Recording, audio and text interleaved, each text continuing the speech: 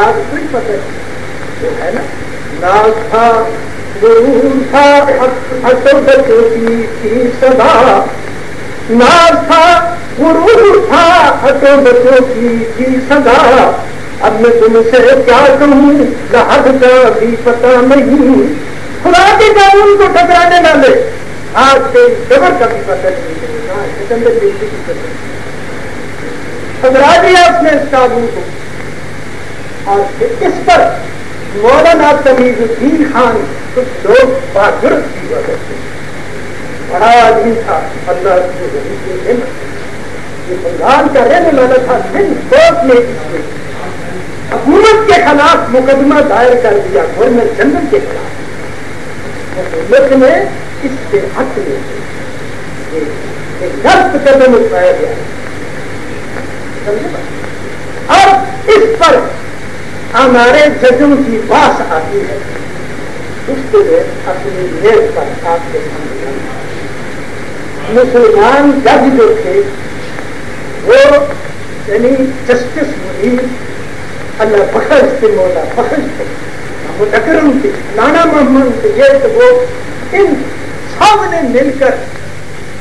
یہ کہا جن کی قیادت محمد منیر کا رہا تھا، کیونکہ مرزا سکندر برطانیہ کا ایجنٹ ہے اور نمائندہ ہے، اور جو حکم پارلیمنٹ برطانیہ دیتی ہے وہی یہاں کا بھی حکم، لہذا اس سے منظوری نہیں دی گئی، اس لیے یہ قانون رد ہو سکتا ہے، قانونی بات ہے۔ میں جانتا ہوں بڑا خشک موضوع ہے، میرے عزیز نے میرے لیے خشک موضوع جو تھا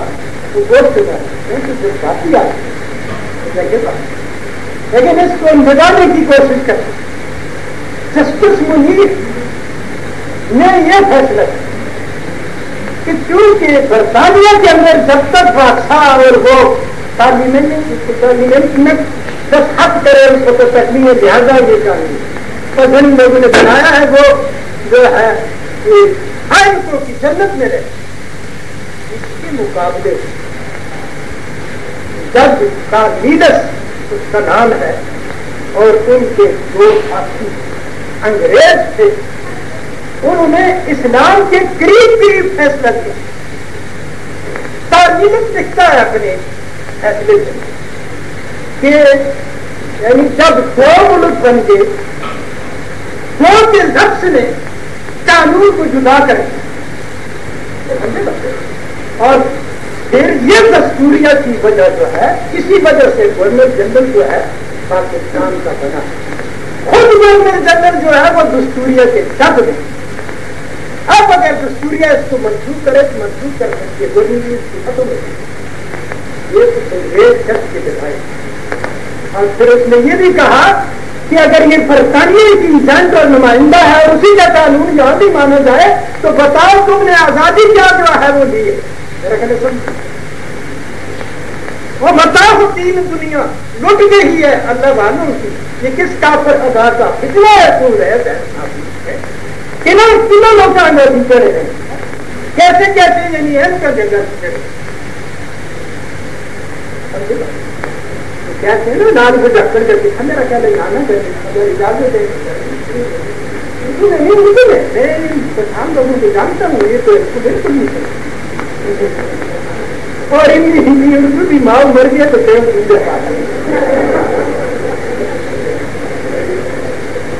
انگریز کسی نے غالب کو کہا تھا عام لوگوں نے آپ تک 3 زبان سیکھ لیا اور آپ ایک نہ سیکھ سکے، کیا اس کو شاید لکھنا نہیں کہتے، اس کو بگاڑنا چاہیے، آپ نے زبان پڑھ لی۔ بات یہ ہے کہ کسی جگہ میں ایسا کوئی دانات صحیح اسی قسم کا تھا، ایسے ہی کوئی جج تھا، تو اس نے جناب کوئی آدمی بڑا جنگل میں کسی بڑی چیز کے اوپر اٹک گیا، لوگوں نے کہا جی اس کے پاس جاؤ، اس نے کہا یہ بھی کوئی مسئلہ ہے، چلو ایک بڑا رسا پھینکا بڑی مشکل سے، رسے کے ساتھ اس نے اپنے آپ کو جگوڑا، نیچے کا ہاتھ زور لگایا تو اس کا کیا کرتا، تو وہ کیا کہتا ہے وہ جج وہ بڑا